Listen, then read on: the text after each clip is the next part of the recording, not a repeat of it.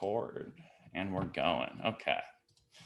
All right, week 2. Again, this is going to be one of the longer ones, but this is also a really good one. This is, again, setting a foundation for what's to come with all this other stuff. So these first 3 and 4 weeks, they're really just about theory, mechanics, and then we get into the fun stuff after that. So this week and today in particular, we're going to get into gait of the human body and how asymmetry plays a role into that. We're going to go over gait first, then we're going to get into asymmetry as we get further along here. I just want to understand the fundamental principles first. And then we're going to get into how we compensate into certain biomechanical positions given this asymmetry, and then know the musculature that becomes overly concentrically and eccentrically oriented given this normal human pattern, but also within the phases of gait as well. And then understand the strategic approach to alter these strategies that have caused or have been caused as a result by asymmetry potentially getting too far out of control.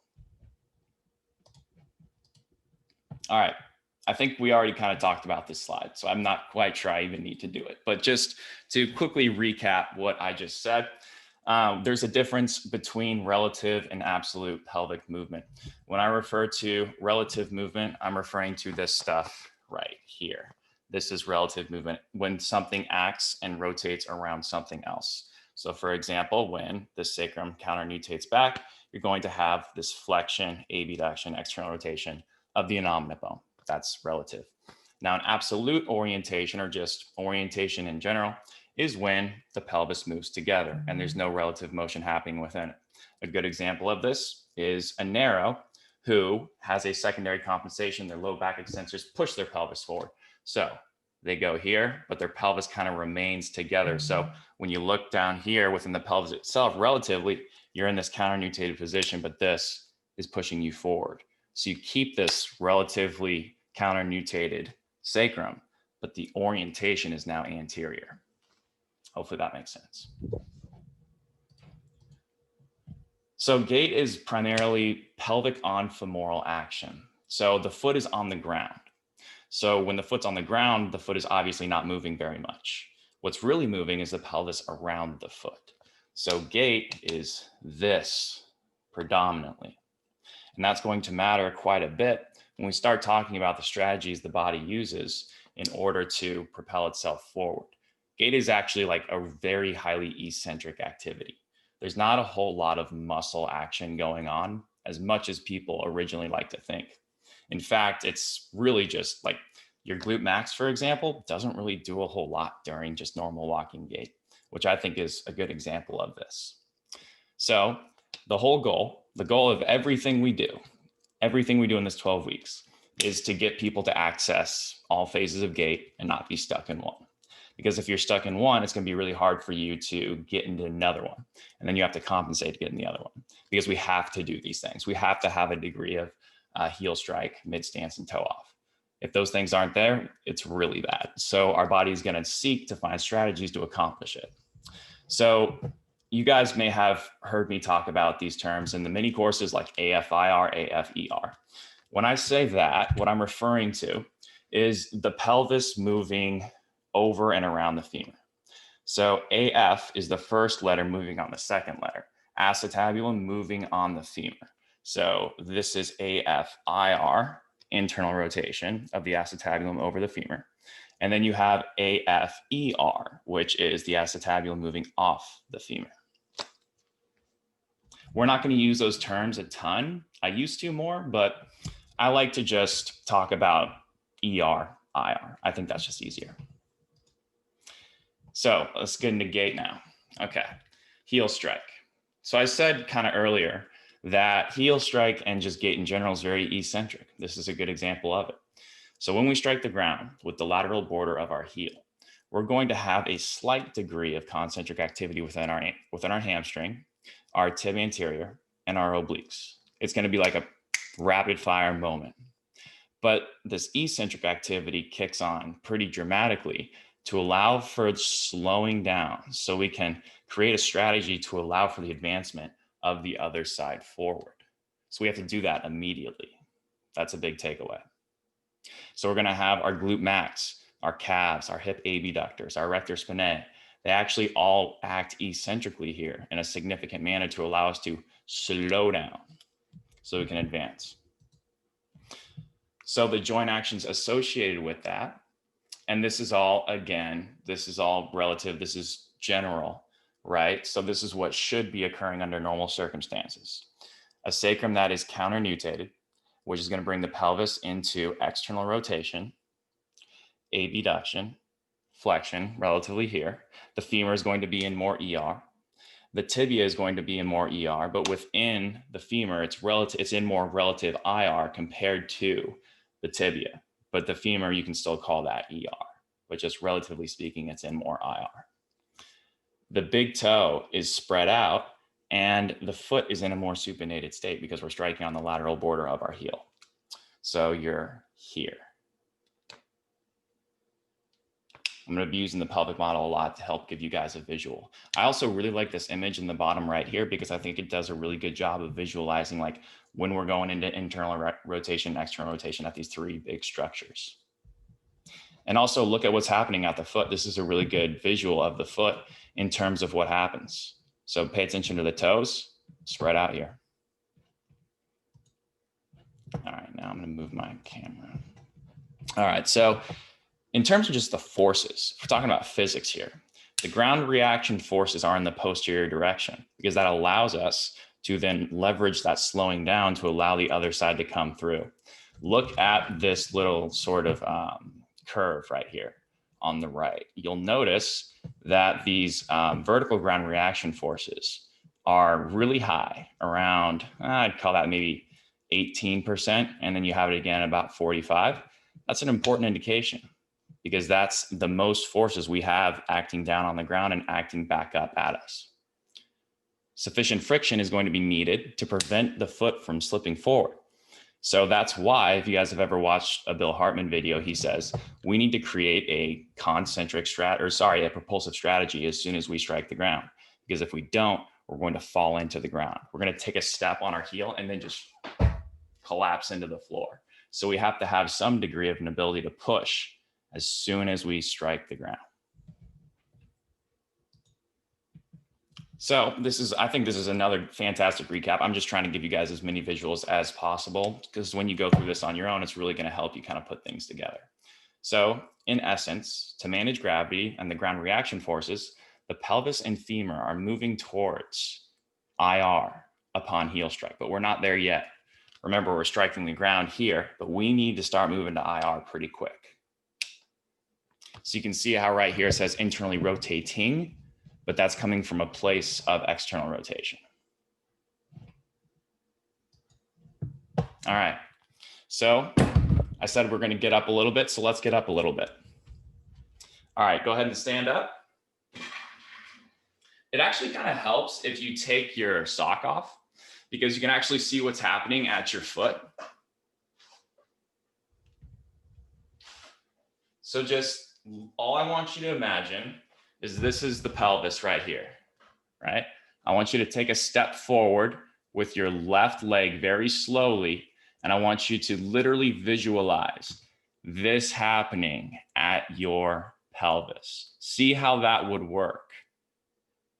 Feel how that would work as you come forward, and then you strike. Look at what your toes are doing. Do you see how your tib anterior would want to be active in this state?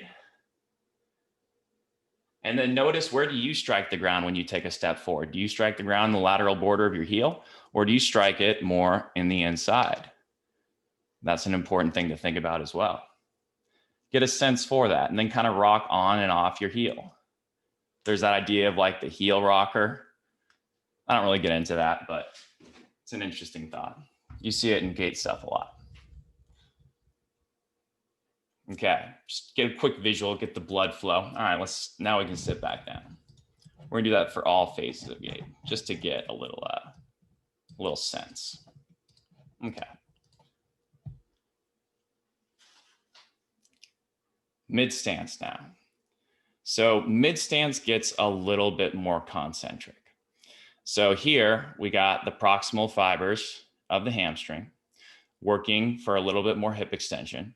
We have the anterior glute med working here.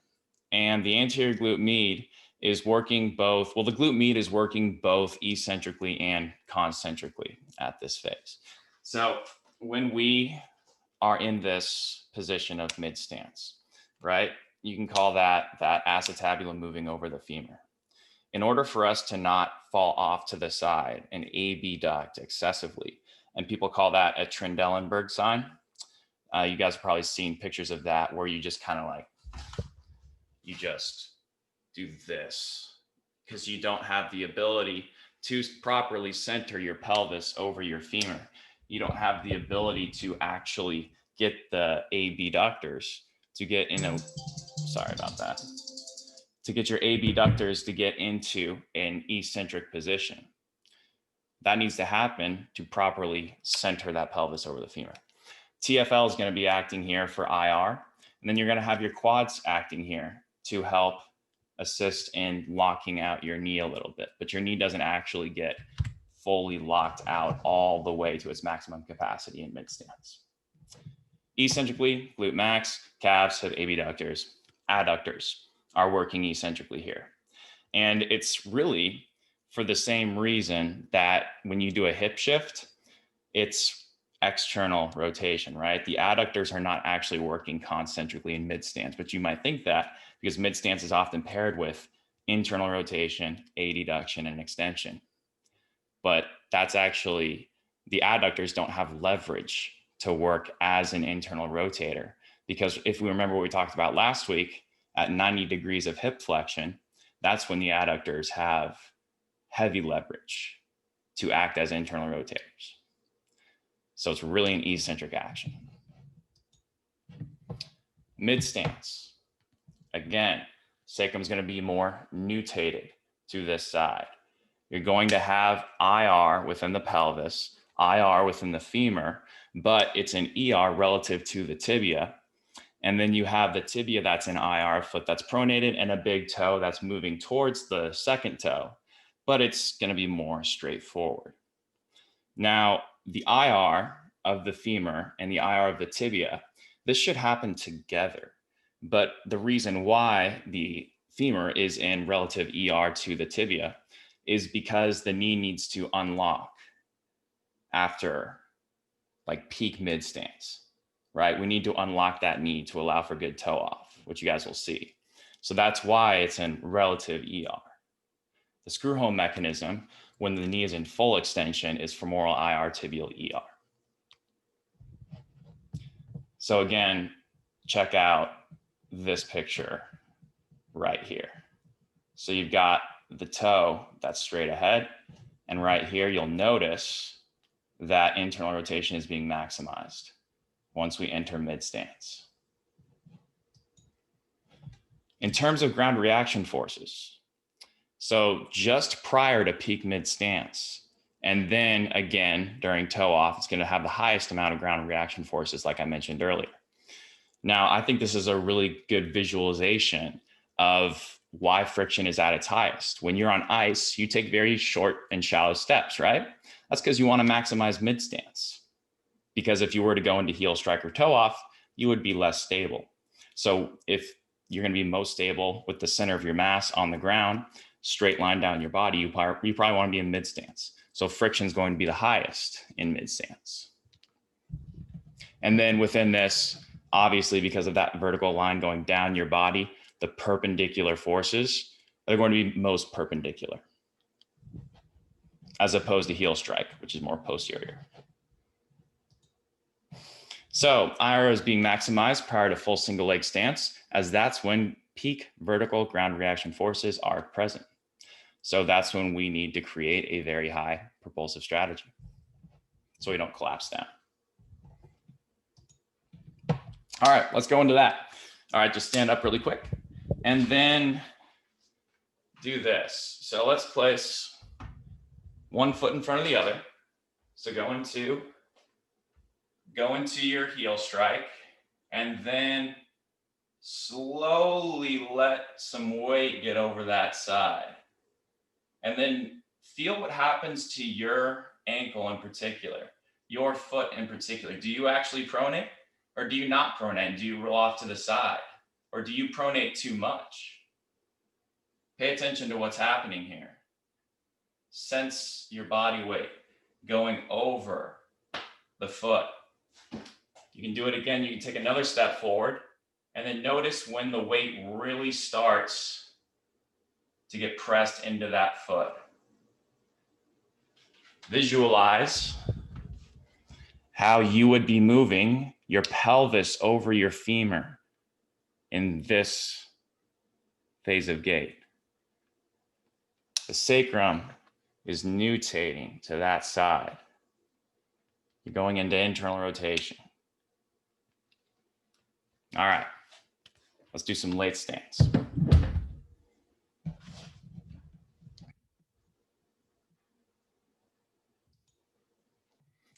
So late stance, you're going to have a very low amount of glute max concentric orientation to push you forward.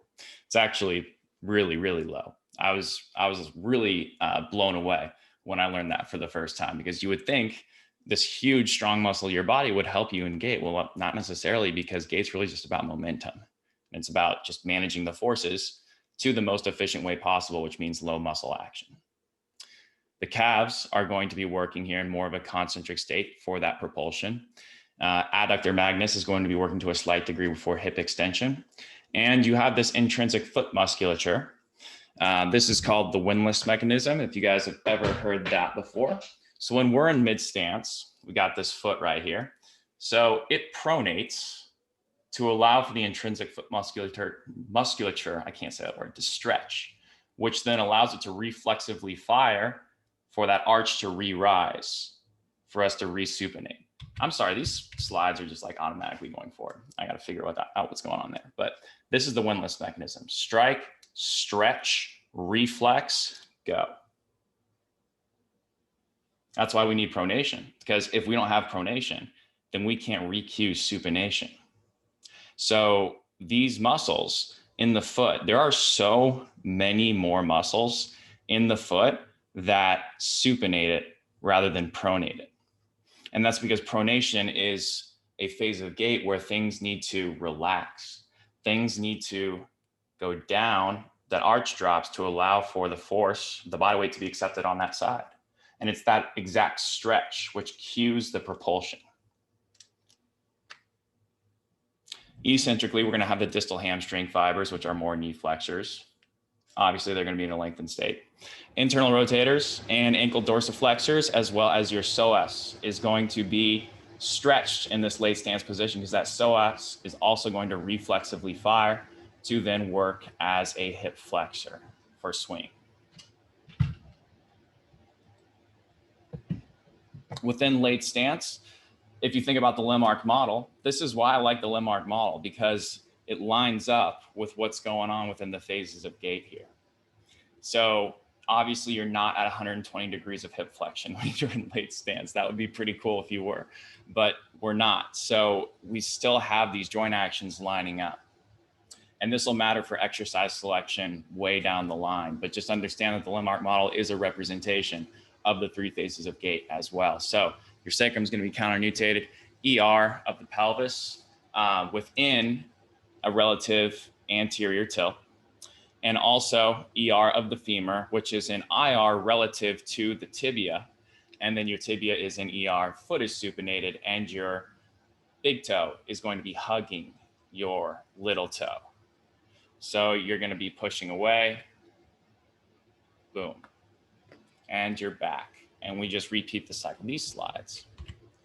So when we talk about, again, the limb arc model, it's more of a concentric external rotation. That's what I like to refer to it as. Think of heel strike as more an eccentric external rotation phase. Think about late stance as relatively more concentric external rotation. And then you'll notice how as we progress through late or mid stance here, we go more and more into ER, more and more. It's a pretty big drop right here into ER until we fully push off. And then we start moving towards internal rotation. In terms of the ground reaction forces, they're going to obviously be directed more anteriorly with the foot applying force posteriorly. So the peak anterior to posterior ground reaction force is about 20% of the body weight. But the higher your stride length is, the greater the anterior to posterior forces. What does that sound like? Running or sprinting.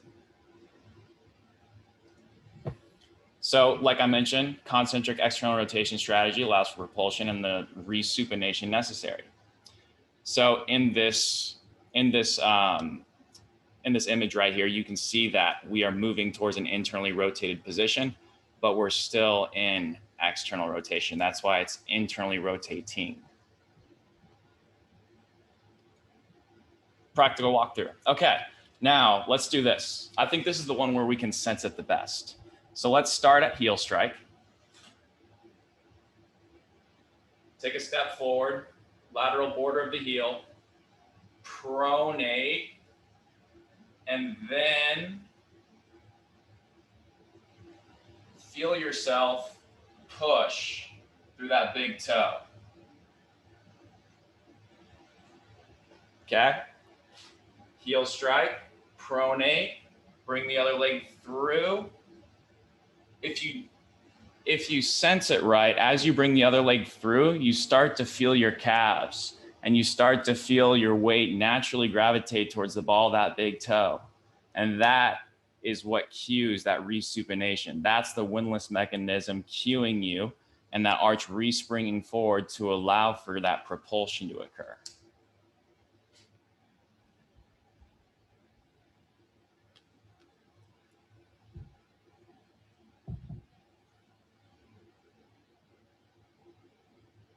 All right, you back?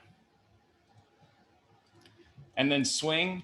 Swing we don't get into a ton because in swing, it's an open chain movement, right?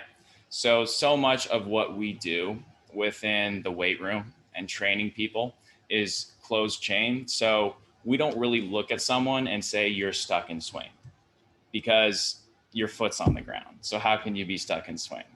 You know, when you're looking at someone's feet, when you're looking at someone's posture, you can't say someone's stuck in swing because their foot's on the ground.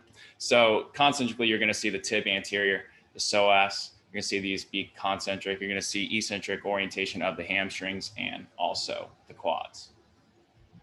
But just to again, just hit this quickly, you're going to see more of an ER bias here, but you're moving towards internal rotation.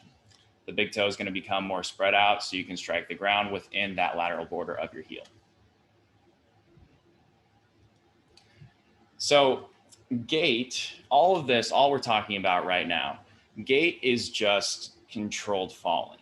Gait is essentially just the ability to spend the least amount of energy for the most amount of results. That's really what the whole human body is trying to do most times. It's how can we be the most efficient that we know how. So I think this is a great visual right here on the left. So potential energy is energy that you have and you haven't really spent it yet. That's how I like to look at it. And then the kinetic energy is you actually in motion spending that energy. So if your bike is at the top of the hill, you have a lot of potential energy, but as soon as you start moving, you're using that as kinetic energy. So you can see that they have an inverse relationship during gait. So during heel strike, you're going to have a higher level of kinetic energy, and then you go into more potential in mid stance because you have absorbed that force, and then you're going to start falling forward, right? And then you're going to just repeat that cycle. So it's absorb, propel, absorb, fall, absorb, fall, absorb, fall. Once you start looking at it like that, it gets really interesting because you now see how it's less of a I'm pushing away. It's just me managing potential and kinetic energy to be efficient. In terms of the differences between walking and running, the stance phase begins on more of the forefoot, obviously, but you do see some people that slap the ground with their heel when they run, and it's just not efficient because we need to utilize the elastic energy of our tendons, and we need to spring. We need to utilize our Achilles more. So it's really difficult to do that when you slap your heel into the ground when you run. That's why more elite distance runners have more of a forefoot strike because they're going to utilize that elastic energy to spend less energy. And then you see the recurring theme here. So the duration for the stance phase of each limb drops from 60 to 40%. But also, you're going to have an overall increase in sagittal plane torques. So that includes hip extension, knee flexion, plantar flexion, and also dorsiflexion. In terms of outside the sagittal plane, the ground reaction forces are obviously going to be higher because you're hitting the ground with more force. So you need to have more of a concentric strategy. So all this movement that we're talking about becomes way more concentric once you start running, which would make sense, right? But it's also very elastic as well. So while you do have an increase in concentric activity, understand that the increase in elastic nature of the utilization of the stretch shortening cycle and also things like your tendons, like those are going to be utilized a lot more as well. And your frontal and transverse plane actions are similar, but they occur at higher angular velocities. Just basically, they're occurring quicker at higher degrees of angles. So if you're going to take one thing away from the difference between walking and running, just understand that it's more concentric. The sagittal plane joint actions are higher, and you're basically just utilizing more elastic nature. So let's now take this visual of gait, this idea that we just talked about, and let's look at a couple of examples of people's feet. Because I think looking at people's feet and how it relates to their tibia and femur gives us a lot of insight. I want to credit Alex Effer as someone who is, I think he's on the forefront of talking about these things. So he's really good at, if you ever want to see more about this, I'd recommend you go check out his page. But I think this is a great tool for just getting a visual, sort of like quick digestible sense of where this individual is. Because if you think about everything we talked about, there are themes in terms of what you would see. For example, heel strike. You're going to see the femur turned in relative to the tibia that is turned out. So what we see here is a big toe that is also spread out. This person is in heel strike all the way on the left because that tibia is just cranking outward, which is allowing for that person to find pronation because they're stuck in heel strike. When I see feet that go out, I know that that foot is probably trying to find pronation in many, many cases. And then what you're going to see is generally a higher arch because the foot is in a supinated state. But you're usually going to see a degree of asymmetry within arches, and we'll get into that in a second. But just for a little quick tidbit on that, if you see a heel that's bigger, it's flatter, that probably means there's a little bit more weight going on that side. As for mid stance, what you're going to see is a distal femur that's relatively turned out to the tibia, and the tibia is going to be turned in because that's what's allowing for the pronation to occur. And the big toe is going to be mostly straight ahead, but you still might see a slight toe gap. But generally speaking, it's going to be straight ahead. Now, this is me on the right here. So if you look, I would probably call myself early mid stance. But I still am in mid stance because my toes are straight ahead. My pinky toe is curled in a little bit, and you can see that I've got, if you look really closely, if you look at my proximal tibia, which is where you want to look. You don't want to look at the kneecap necessarily because the kneecap can be a little bit misleading. I like to look at the proximal tibia, and I like to look at the distal femur. That's what's going to tell me what's going on here, as opposed to just looking at the kneecap. The kneecap can give you some indication, but it's also important to look from the back too. So you can see I do have an arch in my foot. So that's why my foot's not totally flat. So that's why I call this more of an early mid stance, but it's still, I'm biased towards mid stance. I'm a wide eye. I say I have a ton of IR and little ER. So that should give you some more context as well.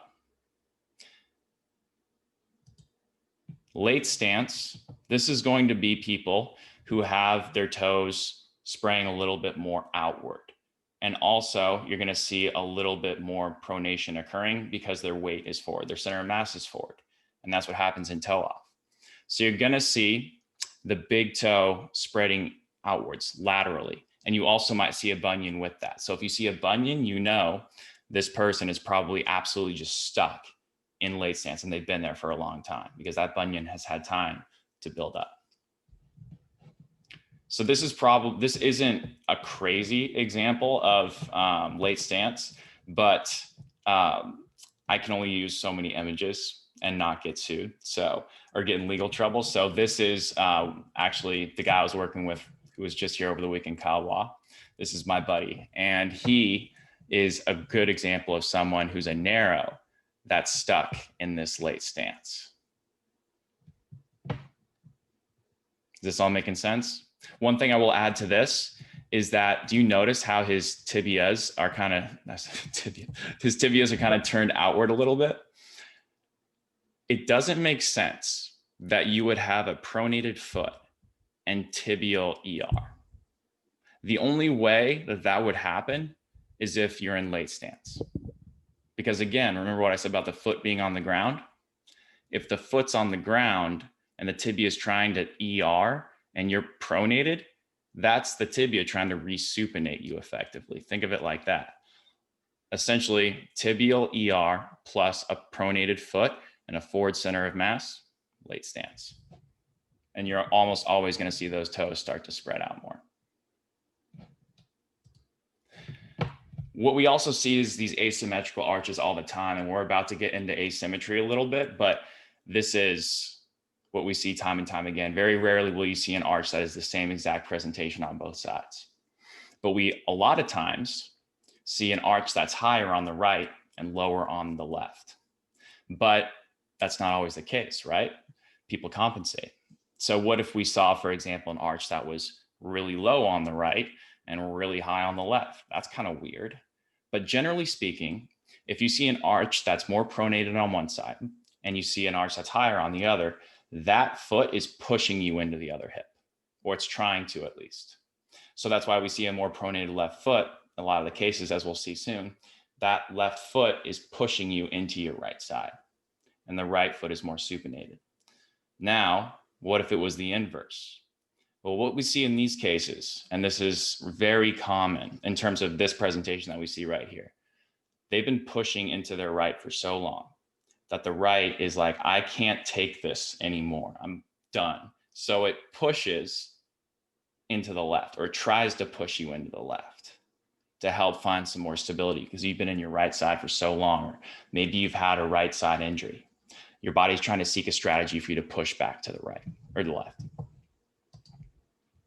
Okay, with that out of the way, we have a foundation of gait. Let's now talk about asymmetry. So as you guys may know, I came from a very heavy PRI background. I think it seems the general progression with people is to get introduced to PRI somehow. And then you kind of make this progression towards learning about guys like Zach Couples, Bill Hartman, all this kind of stuff. And then it's a nice progression, but PRI is really, I want you guys to know, like they had a lot of this stuff first. Like this stuff, what PRI does, I feel like they don't get enough credit is what I'm trying to say. And they have a lot of great information out there. So if you guys have not taken their courses, I recommend that you do. That's just my little 2 cents about PRI. But anyway, so brain asymmetry is a huge reason why we are just asymmetrical naturally as human beings. Even if you were born left-handed, you are still right side dominant to a degree. And we have 3 main reasons for that. The first being this brain asymmetry. So we have more cortical motor neurons on the left side of our brain, which controls the right side of our body. And we also have timing and sequencing better on the right side because our comfort is higher on the right side. If you look at this picture describing the different types or the different functions of the different hemispheres, look at the left side. We've got things that are like speech, language comprehension, analysis, calculations, recognition of words, timing and sequencing. I think that this left side of the brain is what makes us, it's a little bit more like dexterity, right? It's a little bit more, what's the word I'm trying to look for? Sensory, I want to say almost. Whereas the right side of the brain is controlling the left side of the body. This is creativity, spatial ability, context. I think this is what makes us more human, the right hemisphere. This is more things that are basically specific to human beings, like the ability to be creative, the context of the past and the future, things like that. That's more human. Whereas the left hemisphere, I want to say, is more reptilian, almost recognition of things, speech, language comprehension. Lots of animals can do that. It's just a little theory I have. But basically, we do have more cortical motor neurons, which allow us to have better sense and dexterity of the right side, which would explain why a lot of people are right side dominant or right-handed.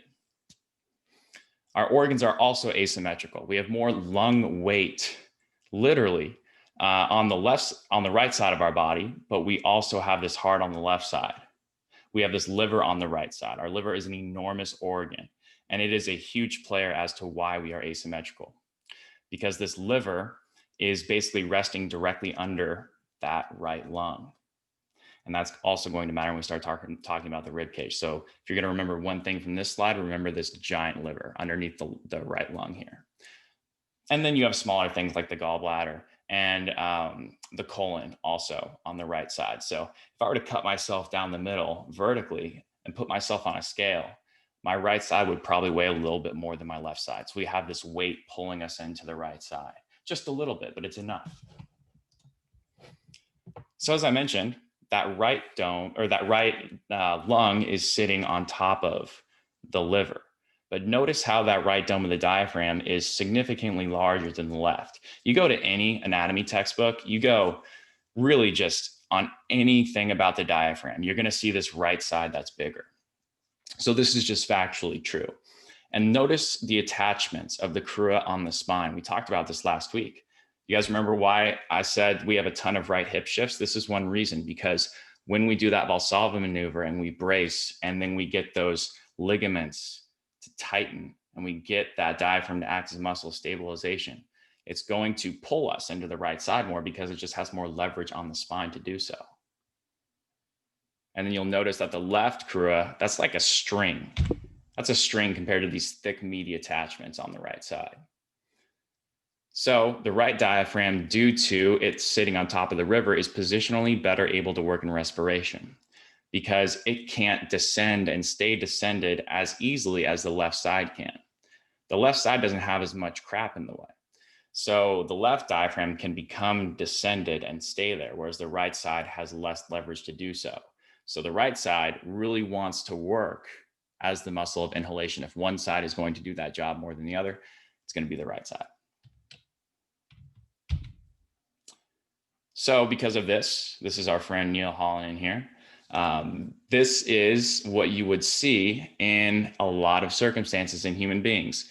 He's exaggerating it a little bit just to kind of prove his point here. But the reason why we go into this orientation is because the human body is concerned with the ease of survival. I keep saying that over and over during this presentation because that's what it's all about. It's all about spending the least amount of energy for the most amount of results. That's why compensations happen. That's why all these different things happen. So I would encourage you guys, once COVID is over, whenever that happens and people are allowed to stand within 6 feet of each other again, go watch people in social circles.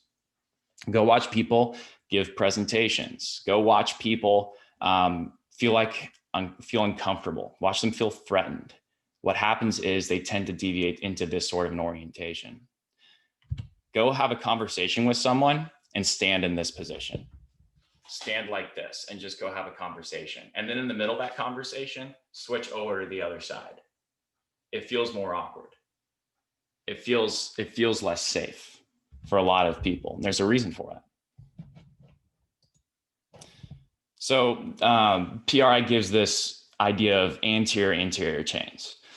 That's what the left AIC means. We're going to be using that term quite a bit, but the left AIC just means the left anterior chain. I don't really care if you guys know the musculature and all these, details I'm putting on this slide right here. Just understand that the left AIC means you're in right stance and the right AIC means you're in left stance.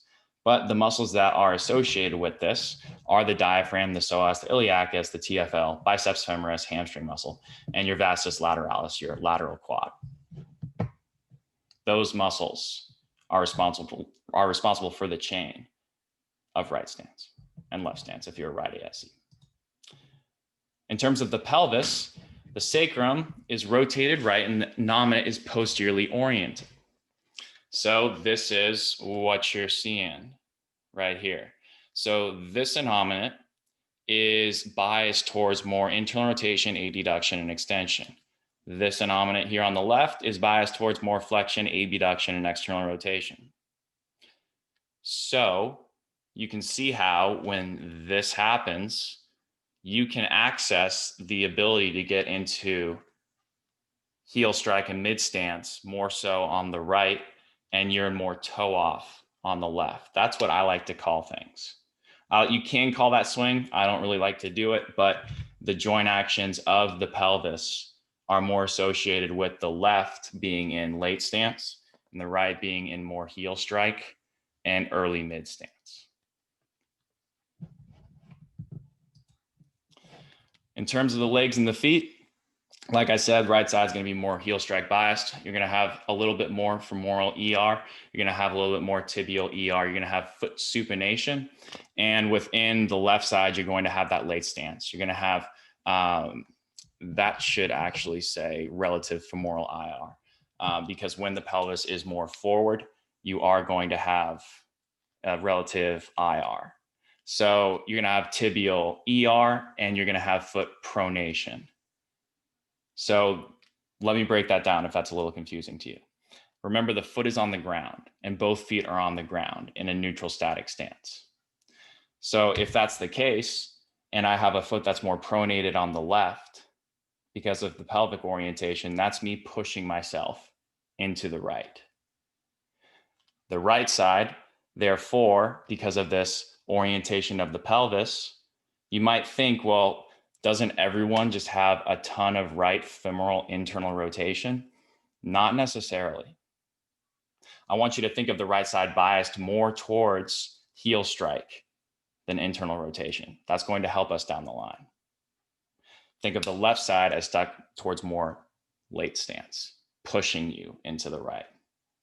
And the right side is in heel strike to upset that load. Musculature. So the right side has relatively more concentrically oriented adductors, anterior glute med, obliques, and medial hamstrings. Just things that help pull us into that side. The left side has more, relatively more concentrically oriented glute max, posterior glute med, and hip flexors. So this is not that complicated because whatever the left side has, the right side needs, and vice versa, assuming you're in a left AIC pattern you haven't compensated. So the left side has more of this pushing and the right side has more of this pulling, if you want to look at it like that. So again, pushing into the right, accepting that weight on the right via the muscles that are pushing the left pelvis forward. So why do you, I actually polled Twitter, what was it, earlier this year. And I said, how many of you like to jump off of your left versus your right leg, or right versus your left? I think I proposed it as, which leg do you like to jump off of more? And 52% of people said their left leg, which is interesting because most people are right side dominant. But if you think about why that left side is in more of that push off position, then it would make sense as to why people like to push off and jump off their left leg, because that glute max is in an advantageous position to work. That pelvis is in a position to push you, whereas the right side is not, relatively speaking.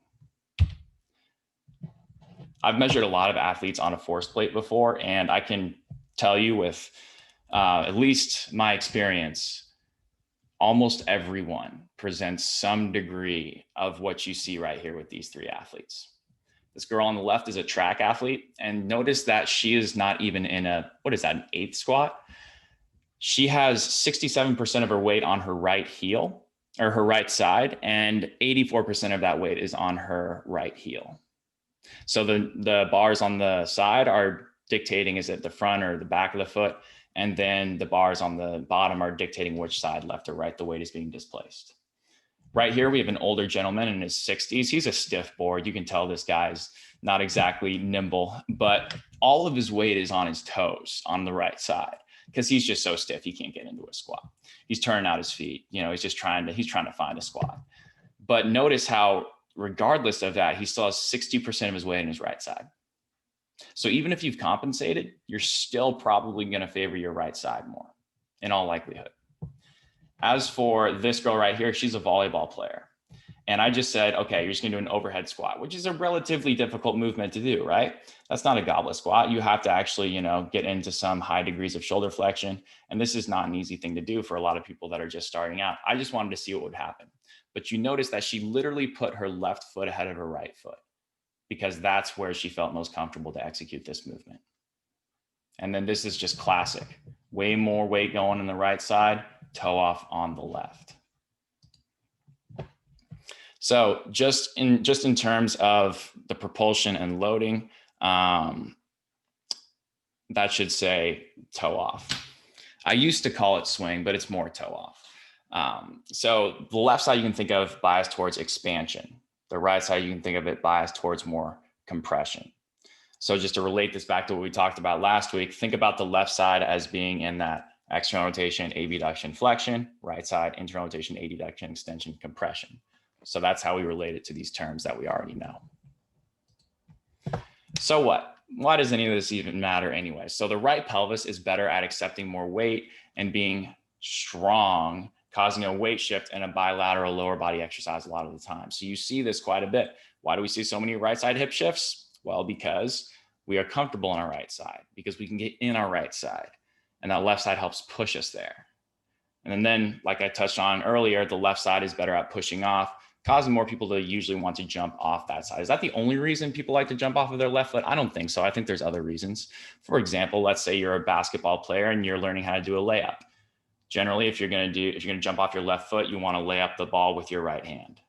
So what if you were taught that as a kid? There's other influences. That's all I'm trying to say. So takeaways, the right side needs more expansion, late propulsive musculature, which is the glute max, posterior glute med, plantar flexors.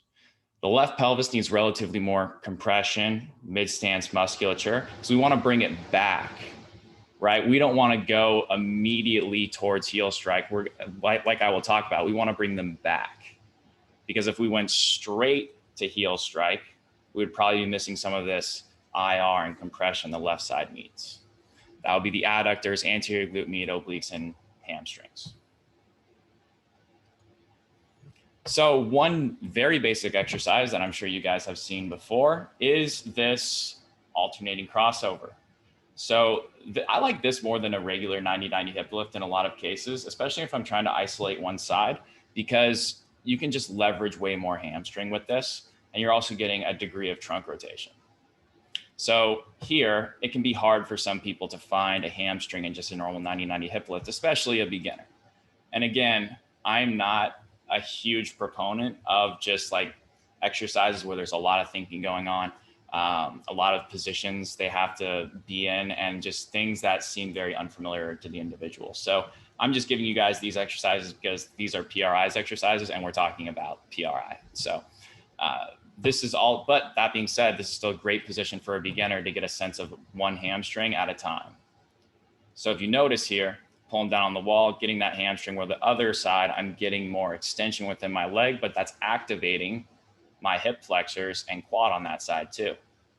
So maybe a really good way to go about a left AIC pattern would be more in this right here, because I'm getting hamstring and then I'm getting quad hip flexor on my right, which is not a bad thing. A number 2 exercise right here. So this is your classic left adductor pullback. This exercise is going to place the hips at 90 degrees of hip flexion and the knees at 90 degrees of flexion. So if you think about the limb arc model, we're going to be leveraging that adductor concentrically. And this is going to be helpful if we need someone to pull into their left side or they have a hip shift in the sticking point of their squat at 90 degrees. The left reach is going to help get us some posterior expansion on the left side. That'll make more sense next week as we relate to the rib cage, but you're probably going to go back through these slides, so hopefully that'll make more sense at that point. The side lying position is also going to help leverage me into more anterior to posterior expansion because I'm getting lateral compression here. Gravity is acting down on me to compress me laterally so I can expand from front to back. And also as I get that reach, that's going to help me find left abs too. And then we've got our right glute max. So this activity, honestly, I really like it. I really, really do. And it's often not coached, in my opinion, as effectively as it could, because a lot of people will get a lot of abductor here, and they don't feel their left adductor when they do it. And it's really easy to find your left adductor if you cue a couple things right. So we'll go through this exercise in a second here. But notice how I'm getting a sense of that pronation of the foot. I'm really cueing a right arch here because I want to have a sense of that big toe on the ground. Because again, that pronation is going to re-cue the supination and ER. And then that adductor is going to be working on the bottom side to pull me into the left side as I'm in this sort of 90-90 position on my left side. But notice how I also have my left abs here. There's a lot going on with this exercise. And again, I don't use it as much as I used to because I think there's better positions we'll talk about, but this is a staple. And I'm sure you guys have seen this exercise, or most of you have before. All right, let's run through a couple of these. Let's do the adductor pullback, because I know we did some variation of a 90-90 hip lift last week. So let's do the adductor pullback, and I'm going to coach you guys through it. So let's hop down on our right side, 90-90 position, and I'll give you guys a couple cues that hopefully help you guys if you ever coach this.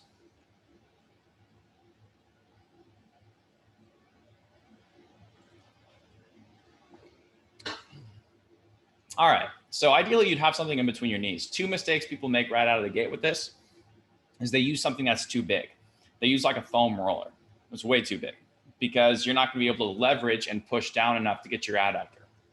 So I like something small, something the size of like a small football or a pillow is a really good tool for this.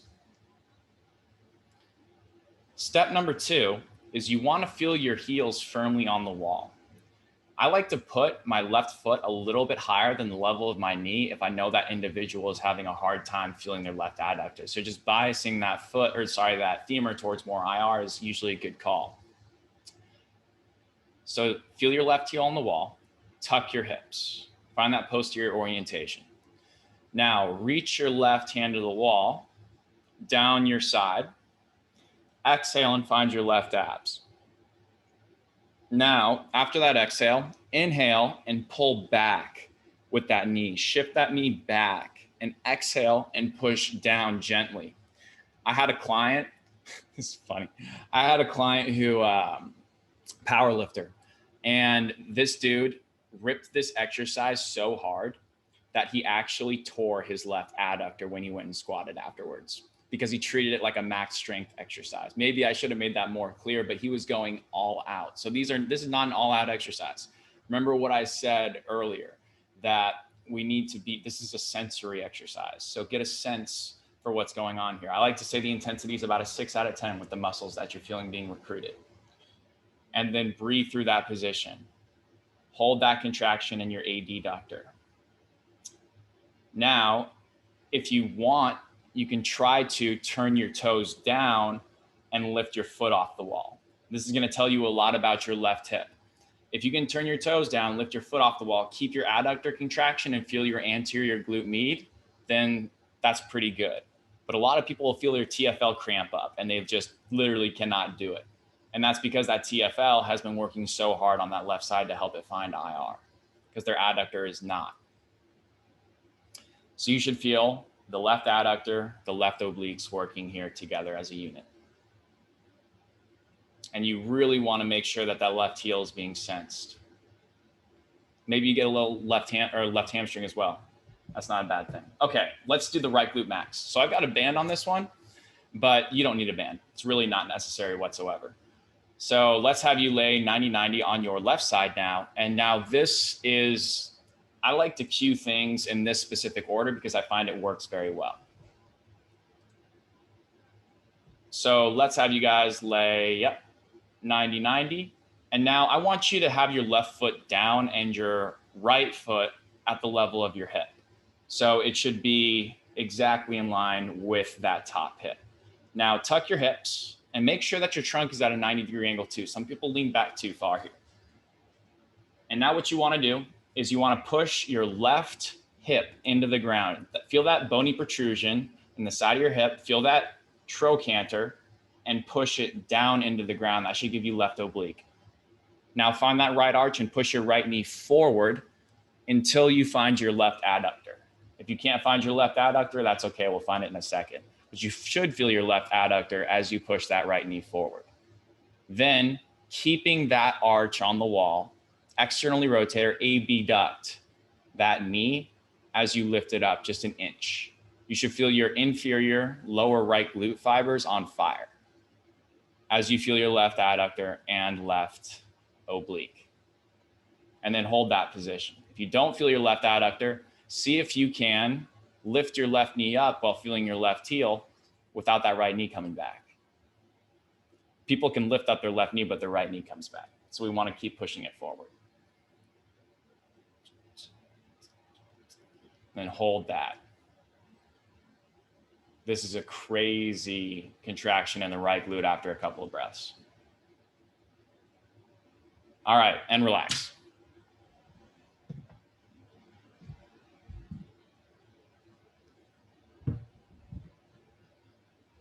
All right. So I've got a couple of things for you guys to read later on. They're just all about asymmetry and what happens and how did we get into this asymmetrical pattern based off of evolution, based off of all these different things. And then there's this really good article called The Short Right Leg Pattern. I think is fantastic. I'll show you guys really quick what that looks like. Assuming my internet behaves. This goes into the left AIC without ever calling it a left AIC. So this has been around for a while. Pronated left foot, supinated right foot. It's a good read. Highly recommend you read the whole thing. All right, that was a long one. What questions do you guys have for me? You guys can either type it in the chat or you can just unmute yourself and talk. Either is fine.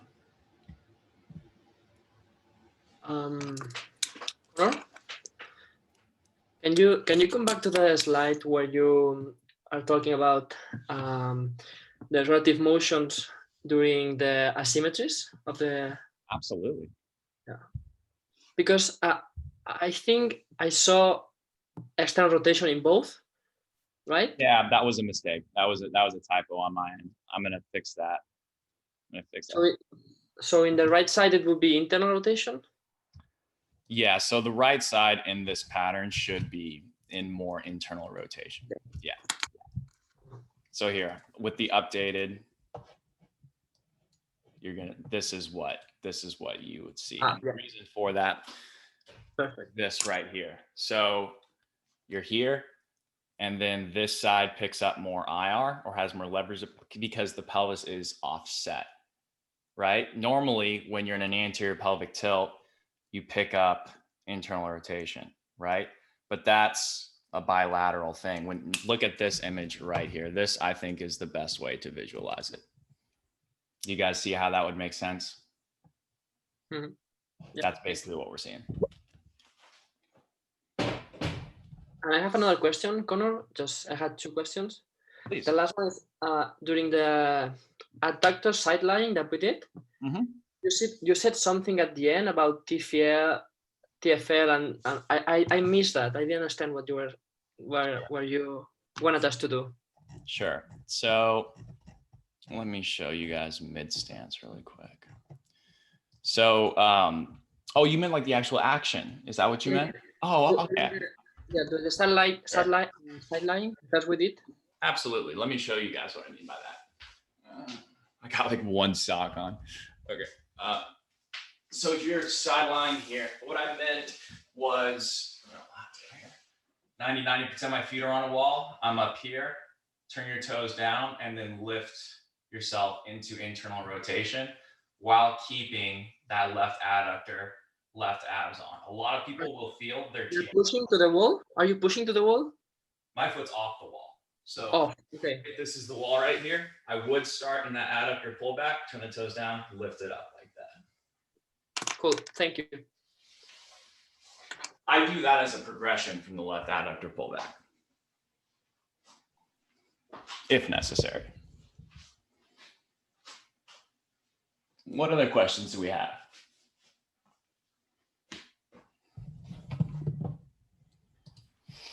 I have a question. So when you're in that when you're in the heel strike and you you strike more on like the lateral part of your heel,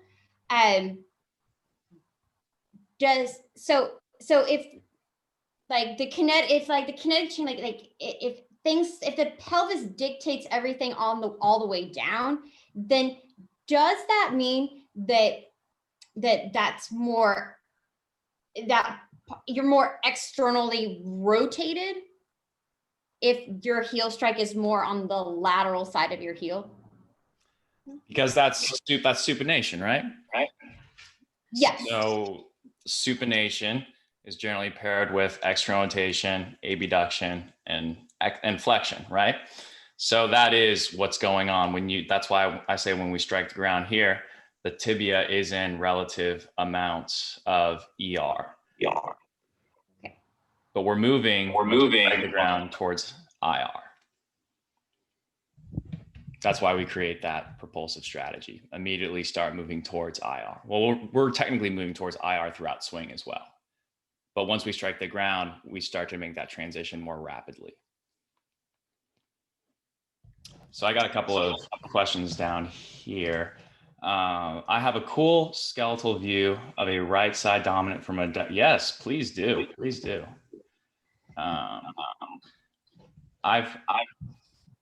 Amy, do you mind? Oh, thank you. Appreciate it. I've heard gait being described as a controlled fall. Is that because of the eccentric actions involved? Yes, I think that that's a big player of why it's a controlled fall, because controlling a fall, for example, if I were to just drop down into a squat, I were to control that, I could just fall, right? And there would be no muscle action there, or I could control it. You have to have an eccentric action to do that. Thoughts on, okay, I'm going to read this one. Thoughts on what compensation is occurring with someone who is narrow, very hypermobile, and anteriorly oriented, but presents with tones of internal rotation and practically no ER, especially on the left side. I'm so used to seeing people with limited left IR, but have 3 clients, all female, with the above presentation. It could be their overall orientation, meaning they are so anteriorly oriented that the normal narrow presentation is lost. Yes. And the hamstrings are in ribcage depression first, trying to get the absolute orientation back. Yeah. So you do see this with the narrows. So they have no ER, lots of IR. That's a secondary compensation. If you guys remember back to one of the first things I said today, if the pelvis is in full IR because the back extensors are pushing the narrow forward, then that's how they find IR a lot of the times. So they lose ER, and if that becomes excessive, they're going to have a hard time accessing that ER. And then that's what's probably going to cause them to pick up IR and lose what they should have. And then that's not entirely surprising that it seems like they're more in their left hip, but that is usually just an orientation issue. That is usually just a secondary compensation or a tertiary compensation, meaning that they are trying to push, the right's trying to push them back into the left because they've been over for the right side too long. And now they're in an overall super heavy compensatory pattern within their pelvis as an absolute unit. And you often see that coupled with things like pushing back into the left hip. But here's the thing, and I won't go into too much detail. I don't want to confuse you guys too much right now. But if we're pushing back into the left hip, that usually means we lose right hip internal rotation and the pelvis hikes up on the left. So when that happens, that doesn't mean we're in our left hip. It just means we're trying to be. I know. We'll get there. Hey, Connor, have a question about the right glute max. I've heard people cue pushing the left leg and heel into the wall. Personally, this is the only way I can raise my left leg into the wall. Left adductor into my right leg. Cue pushing the left. Sorry about that. Okay, cue pushing the left leg and heel into the wall. Yeah, I've seen that. If you feel like you can get your adductor that way, um, then yes, I think that is a good way to do it. Generally, I just say sense. I like to say sense rather than feel because the exercise is sensory motor in nature and gives people a better intention of what we're trying to accomplish rather than saying feel. Because people know how to feel things, but sense, it gives people a different idea. Sense is like a little bit more. I don't know what the right adjective is, but it's just not what they're used to hearing. So it creates a better intention. But if that doesn't work, then just say press it into the wall and feel that. I think there's nothing wrong with that. Have you ever seen someone who has greater right hip shift in the deadlift, but not the squat? And if so, what might be going on with the presentation? So think about, again, what the deadlift is. I'm going to assume that's like a conventional just deadlift from the floor. You're going to start in that relatively 90 degrees of hip flexion. So you got to compress and find that nutated sacrum. So then if you're starting in that position and you're just going to compress and go from there, you could have a tendency to shift into that right side because you're starting. And if that weight's really heavy and maybe you don't have the ability to, maybe it's like a high intensity, then you're just going to immediately start shifting to where you're comfortable. Whereas maybe on the left side, or sorry, maybe in a squat, maybe that they're just not, that could be a lot of different things. Maybe they're going really deep and they don't actually have a ton of IR. So they're just like skipping through the IR and just like springing using momentum. Those are usually your people that will squat down, butt wink, and then just like spring themselves back up. There's very little control. And I'm sure we've seen these people squat before. That's people that usually don't have a lot of IR. So their hip shift isn't going to be as present because they're bypassing the need to do it. That's just one potential thing. I'd probably need to see the person. Do you see turned out feet with both tibial ER and IR? Well, generally you're going to see ER in that circumstance because foot model right here, the tibia's got to go into ER for that to happen. I have seen tibial IR and then a supinated foot, but generally there's some pretty wonky stuff happening with that individual. But you do see way more tibial ER. If I saw IR in that circumstance, I don't know, I'd probably be concerned. Yeah, 2 of them have trochanter bursitis. Any other questions? With toe off,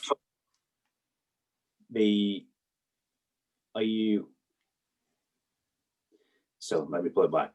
So one of the cues that helps people activate their glutes on a deadlift is to drive their big toe into the floor in order to get that reaction through the glute, right? Mm-hmm. Now, with the toe off, I'm assuming when you're walking, because the glute activity is actually less than you would expect, that it's just, rather than proactively telling someone to drive through their toe, is actually through the big toe knuckle. That'd be right? Well, so can you say the last part of your question one more time? Sorry, so if you're using, so I use that cue to help people activate their glutes by driving their big toe into the ground on a deadlift. Sure. Yeah, gets their glutes to come in on that.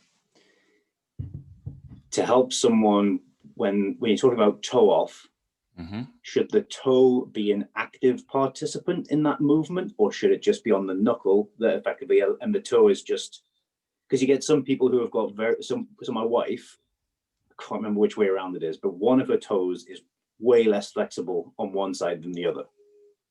Yeah. You do see that. Yeah.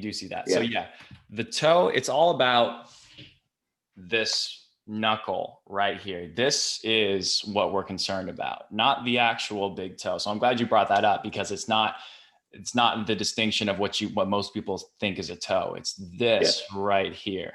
And then it's by the time you reach this right here, yes, you do need that dorsiflexion of the big toe. That's why people are so concerned with big toe mobility, because that allows, because at this point, you're really just utilizing like you're past the propulsive phase. You're in swing pretty much as you let that toe roll.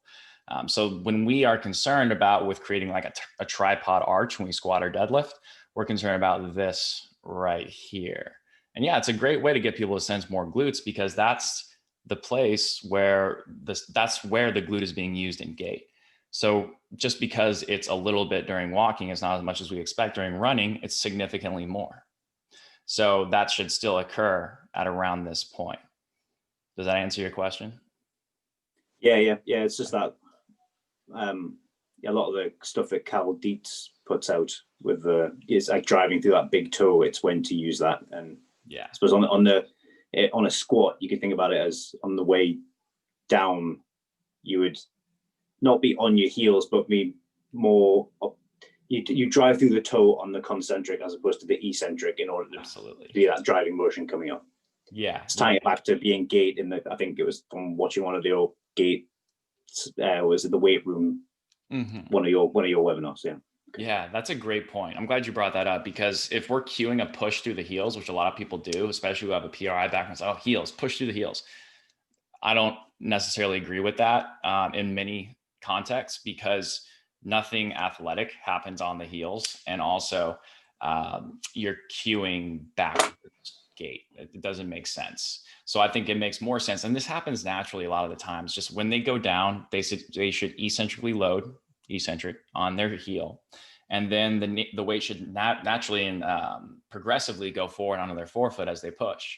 So if they don't do that, I do want them to push through more of the ball of their toes or the ball of their foot when they're going through the concentric. And that goes for almost any movement. The only time I would ever cue a push of the heels is when I have a total beginner who is so unaware with how their body works that I say push through the heels, because I know it's going to bring them to more of their midfoot, because that's what's going to balance them out. That would probably be the exception. Since Gait is alternating, oh, hang on, I missed a couple.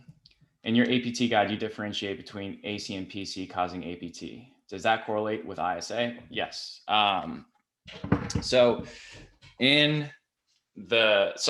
this is a good question. If you guys have ever read the anterior pelvic tilt ebook. So a lot of people got confused by anterior posterior compression, and it didn't entirely line up with what people like Bill Hartman would say about it. And the reason why we chose the language that we did is because we're not appealing to coaches. We're trying to appeal to the general population. So it makes more sense when you say posterior compression. The musculature back here and up here is pushing them forward in the anterior pelvic tilt. That's going to be more of your narrow presentation. Now, when I say anterior compression, I'm referring to the muscles here, like the hip flexors, adductors, and also quads, pulling them forward. That's probably going to be more of your wides a lot of the times, but either can be in either presentation. It's just that generally speaking, you're going to see the stuff back here pushing you forward be more narrows, stuff here pulling more wides. Would you agree that starting point is a tone of hamstrings, obliques to get people back out of that secondary, tertiary compensation and start to see true presentation versus reading too far into their current measurements? They're being jacked by the anterior orientation. Yeah, I think if this person, I think I need to know if they're wide or narrow. You might have said that up. Yeah, you're narrow. You said they're narrow. So in this presentation, I want to give them external rotation back. They're super compressed. So in that orientation of anterior orientation, I want to probably give them, again, what they should have, which would be back here. So we can do that via probably hamstrings, but we got to make sure that they don't have already concentrically oriented hamstrings, which you do see. I think some people have this idea of like hamstrings equals everything, like everyone can use more hamstrings, but some people actually do have concentrically oriented hamstrings. They're more likely to be narrows, but if that narrow is too far forward, then they probably don't. They probably have very lengthened hamstrings. Question, since Gait is alternating in nature, what if a client presents you with Gait where the arms are not alternating, but the same arm moves forward as the foot that is going into heel strike? So to visualize that, what I'm assuming you mean is they're doing this as opposed to this. So if I saw that, that would be interesting. I would assume they'd have a pretty big motor control issue. And I'd assume that this person probably needs to see a physical therapist. And I would also assume that this person probably needs some trunk rotation in their life. Because again, you mentioned that the arms do not alternate, which I'm assuming there's no alternating trunk action. This person's probably very stiff. So they probably need to get that. Let's say if they bring their left arm forward when they strike the ground with their left heel, that person probably needs more left trunk rotation.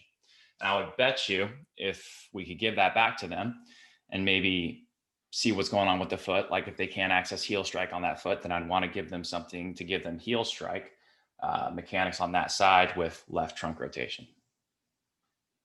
You can come up with an exercise that would do both.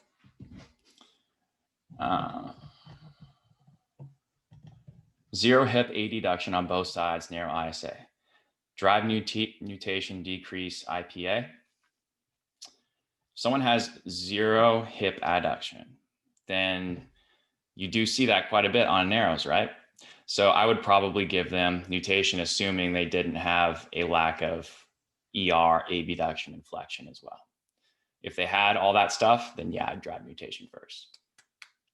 Narrow, these guys palm the floor. Yep, you see that too. There's two reasons people palm the floor, which we'll talk about in the assessments week in 2 weeks. The first is their hamstrings are so lengthened out. These are probably people that have that pelvis forward that are narrows. Number two, it's either an and or situation. They compress the crap out of their rib cage, and they can compress the crap out of their rib cage in order to just bend over. So these people will probably just totally hunch over like this because they're so compressed here that they just fold it together. And they're going to use their rectus abs to pull them down too. How would you go about correcting asymmetries for athletes? Yes, great question. I really like this discussion. So we'll get into this as well within programming. But just to answer your question, I think if an athlete is in season, then we would be doing them a disservice if we took them fully out of their pattern. Because that pattern is how we make that person powerful. That's how they leverage whatever strategy they're leveraging to be a good athlete. Now, if this athlete if they suck at what they do and their mechanics are all over the place and they're a novice athlete and there's really, like you can only get better sort of situation, I would probably consider taking them out of their pattern in season because we need to re-educate a better pattern. But that's more rare than working with athletes who have developed some degree of competency in their sport. So in season, if we took them too far out of their pattern, they would then have to reorganize and self-organize around a new pattern and a new presentation that they're not familiar with. That, in my opinion, is a recipe for disaster, especially when you have sports that are very high velocity, high contact. But in the off season, I think that's an opportunity to restore more variability. So they're not stuck there for too long. So we're taking them more out of their pattern in the off season. And then if you're following like an off season program, generally what you're going to see is the intensity is going to increase and you're going to get more sport specific as you get towards the beginning of the new season. So that's an opportunity for them to go and leverage their pattern and get less variability. So what I do in season is I generally have a range of acceptable assessment results. So for example, in internal rotation of the shoulder, I usually want 70 degrees in most circumstances. But if this person is a lineman for football, it's not going to happen. So I'm cool with 50. And if they can keep 50, we're in a good spot. Does that make sense?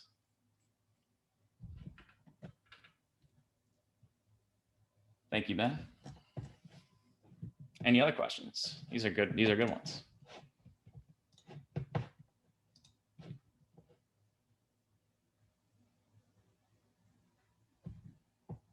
Anything at all. You guys can unmute yourselves. You can talk. There goes my AC unit again.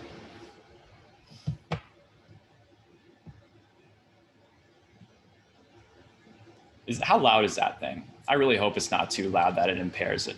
Okay. Any other questions? Thanks, Amy.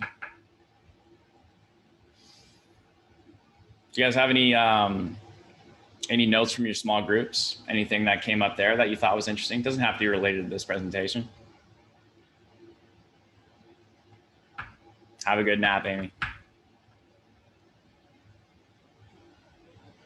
All right, going once, going twice.